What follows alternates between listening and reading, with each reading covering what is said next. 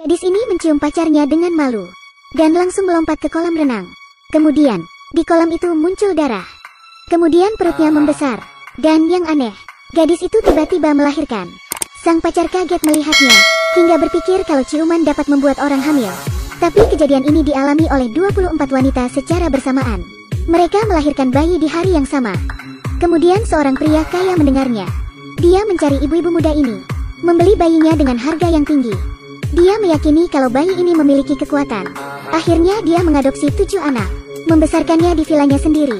Mereka juga memiliki ibu robot yang baik dan pintar, dan pelayan yaitu simpanse. Mereka bertanggung jawab mengurusi anak-anak. Tapi sang ayah tidak tertarik dengan anak-anaknya.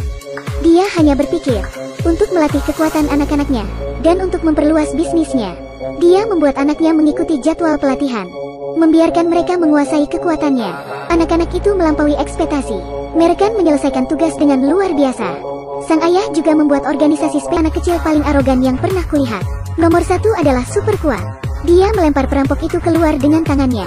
Nomor 2 sangat cepat. Dia bisa membunuh orang menggunakan pisau. Nomor 3 seorang gadis, tapi dia bisa menghipnotismu dan melawan temanmu sendiri.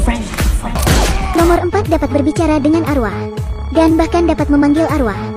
Nomor 5 berteleportasi di belakang perampok. Perampok itu segera menembak tapi gagal. Dan nomor 5 berteleportasi di belakangnya. Saat menembak pistolnya telah berubah menjadi stapler. Kemudian perampok lainnya bersembunyi. Dan nomor 6 mendatangi ruang itu. Dia mengeluarkan banyak tentakel dan menghabisi mereka. Setelah dia keluar, nomor 6 berlumur darah. Sedangkan nomor 7 dan ayahnya melihat dari kejauhan. Karena dia tidak memiliki kekuatan super. Jadi Umbrella Academy hanya berenam. Sang ayah tidak pernah mengumumkan keberadaan nomor 7. Tentu nomor 7 merupakan karakter yang berbeda. Adegan selanjutnya, anak-anak telah beranjak dewasa, tapi mereka lelah menjadi pahlawan super. Kemudian nomor 1 pergi ke bulan. Nomor 2 menjadi pembasmi kejahatan dengan kemampuan pisaunya. Nomor 3 menggunakan kekuatannya, menghipnotis orang agar menjadi artis. Nomor 4 karena terlalu sering melihat roh jahat. Dia melampiaskan pada alkohol dan narkoba. Nomor 6 meninggal dalam misi. Nomor 7 telah terlupakan dan menjadi orang biasa sebagai penulis. Nomor 5 kabur. Tapi nomor 1 merasa aneh sudah pasti akan melakukan penyelidikan. Tiba-tiba ada angin kencang dan guntur di luar. Sebuah lubang hitam besar muncul di halaman. Dalam lubang itu ada seseorang. Tiba-tiba seorang anak-anak terjatuh. Dia adalah nomor 5 yang hilang beberapa tahun lalu. Tapi dia sekarang membawa berita buruk. Dengan kekuatan nomor 5, dia bisa menjelajah ruang dan waktu dengan satu lompatan. Ketika dia menikmati kekuatannya, dia melihat dunia berubah. Seperti dunia kiamat, saat ingin kembali ke masa sebelumnya. Ternyata dia tidak bisa kembali. Dia melihat dari kejauhan, sebuah bola mata yang berdarah, dan saudara-saudaranya yang meninggal. Setelah itu dia berada di masa depan selama 50 tahun. Hingga akhirnya kembali ke masa lampau. Meskipun tubuh nomor 5 termasuk masih muda, tapi umur nomor 5 sudah 63 tahun. Kemudian mereka juga terkejut akan ceritanya, yaitu 8 hari lagi dunia akan kiamat. Karena nomor 5 telah berada di sana selama 50 tahun. Adegan selanjutnya nomor 5 pergi ke kafe dan memesan kopi. Kemudian orang berbaju hitam datang dengan senjata. Dan nomor 5 berhasil melawannya menggunakan kekuatannya.